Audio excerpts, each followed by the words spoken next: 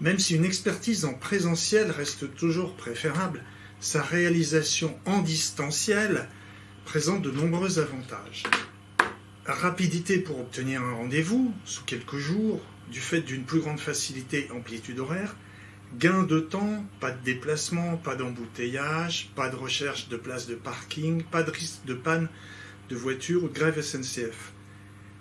Gain d'argent, pas de frais de déplacement, pas de frais de parking. Aucun risque de contamination Covid, aucune contrainte de gestes barrières, pas de masque à supporter, le patient voit le visage de l'expert pendant toute la durée de l'expertise et réciproquement. Enfin, facilement réalisable France entière, voire depuis l'étranger, puisque les distances sont abolies.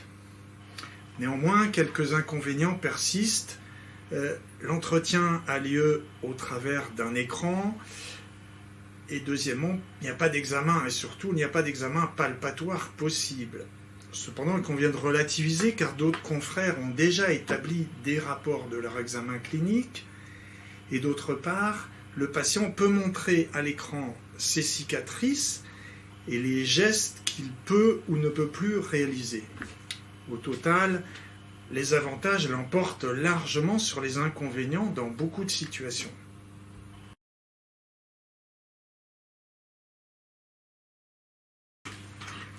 En pratique, un premier échange téléphonique a lieu au cours duquel la victime ou malade expose sa demande. Intervenant alors comme médecin expert privé, j'établis un devis d'honoraires. Une fois accepté, le ou la patiente envoie par mail ses documents médicaux scannés, sinon une copie par courrier postal. Je peux ainsi préparer au mieux le dossier. Un rendez-vous d'expertise est fixé, qui a lieu par téléphone ou visio par Skype, WhatsApp, Messenger, Telegram, Jamy, Zoom ou autres. Les outils actuels permettent en effet ainsi tout type de visioconférence. Un simple smartphone suffit, ou même un simple téléphone filaire ou portable, la visio n'étant pas indispensable.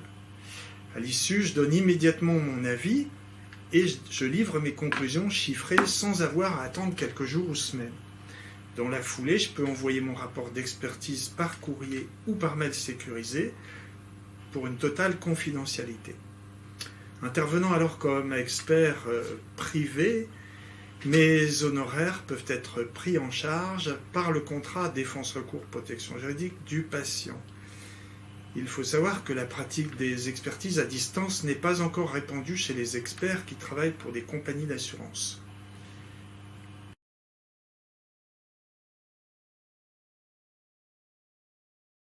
Selon la demande, soit un simple avis sur un dossier, sur une situation médicale, sur des documents médicaux, on parle alors souvent d'avis sur pièce, ou bien des conseils sur une orientation, sur une stratégie pour obtenir une juste indemnisation, ou bien encore un avis ou un rapport critique sur un ou des rapports d'expertise déjà réalisés, ou bien encore une simple note de conclusion.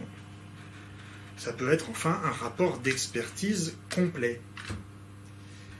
À savoir également, si nécessaire, pour les patients qui ne peuvent pas venir au cabinet ni avoir une expertise à distance, je peux me déplacer à leur domicile, ça peut être France entière, quelle que soit la distance, mais bien sûr, il conviendra alors d'intégrer les frais de déplacement.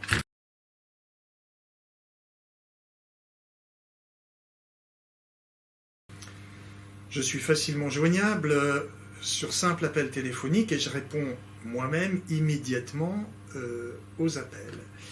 Après un bref exposé de la situation médicale et assurantielle par le patient, je fournis les premières explications nécessaires pour la suite de la procédure. Ce temps de consultation qui peut durer 30 minutes voire 1 heure est indispensable, préalable aux opérations expertales, et ce temps passé, ce premier contact est gratuit.